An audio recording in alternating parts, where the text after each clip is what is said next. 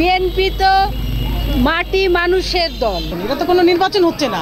সাংগঠনিক সম্পাদক আলহাজ আনন্দ ইসলাম অমিত এই যে আজকে দীর্ঘ 19 দিনের মাথায় জামিন হয়েছে, তার জামিনে মুক্তি পেয়েছে, সেই জন্য আমরা যশোর জেলা মহিলা দলের পক্ষ থেকে তাকে এখানে রিসিভ করার জন্য আমরা অপেক্ষা করছি। বিএনপি তো মাটি মানুষের দল, সাধারণ জনগণের দল। রাতের অন্ধকারে যারা ভোট চুরি করে তাদের বিরুদ্ধে রুখে দাঁড়ানোর দল। যশোরের উন্নয়নের কারিগর সাবেক মন্ত্রী তরিকুল ইসলামের উত্তরসূরি অনিন্দ ইসলাম অমিত ভাই, খুলনা বিভাগীয় সাংগঠনিক সম্পাদক এবং যশোর জেলার আমাদের বিএনপি প্রাণকেন্দ্র। সে আজকে অন্যায় অবিচারভাবে এই জুলুম ফ্যাসিবাদ সরকার নির্ভাবে তাকে আটকিয়ে রেখেছে। আজকে দীর্ঘ 19 দিন পর ঈদের সময়ও জামিন দেয়নি নিজ দোষভাবে। আজকে 19 দিন পর সে আজকে জামিন পাবে, তাই আমরা দলবদ্ধভাবে মহিলা দল এবং আরও অন্যজন জেলখানায় অপেক্ষা করছি। এমনকি দেখেন এত ভয় যে জেলখানা গেটের সামনে দাঁড়িয়ে আছি, তাও তাদের ভয় লাগছে। আমরা কয়েকজন মহিলা তাও তারা ভয় পাচ্ছে যে ভিতরে ঢুকতেই পর্যন্ত দিচ্ছে না।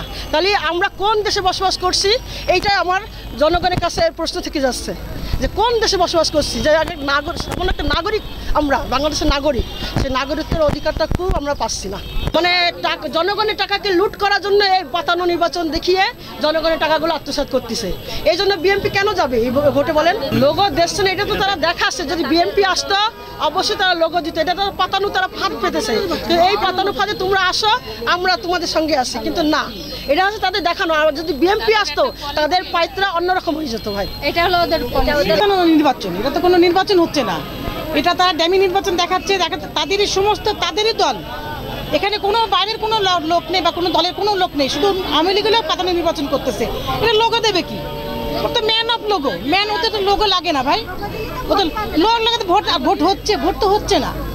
ভোটের মাঠে লোক আছে, কুত্তা ছাড়া কেউ যাচ্ছে বলেন? কেউ যায় না ভোটের মাঠে। এমনকি আপনার আওয়ামী লীগ ওরাও নিজেরাও যায় না ভোটের মাঠে।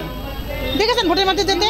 আমরা সুষ্ঠু অবাধ নির্বাচন চাই জনগণের তত্ত্বাবধায়ক সরকারের অধীনে, এবং যাতে জনসমর্থন থাকে, সব সম্মিলিতভাবে সবাই ভোট কেন্দ্রে আসে, ভোট দেয়, সবার অংশগ্রহণমূলকভাবে ভোট হোক, এটাই আমরা চাই, এটাই আমাদের কাম্য। আমরা সম্পূর্ণভাবেই সফল, যেহেতু সফল আমরা এই যে নির্বাচন হলো, এই নির্বাচনে তো জনগণ অংশগ্রহণ করে নাই, জনগণ ঘৃণা ভরে প্রত্যাখ্যান করছে এবং মাত্র 2% ভোট কালেকশন হয়েছে। একে তো ভোট বলে না, এটাই তো আমাদের সফলতা।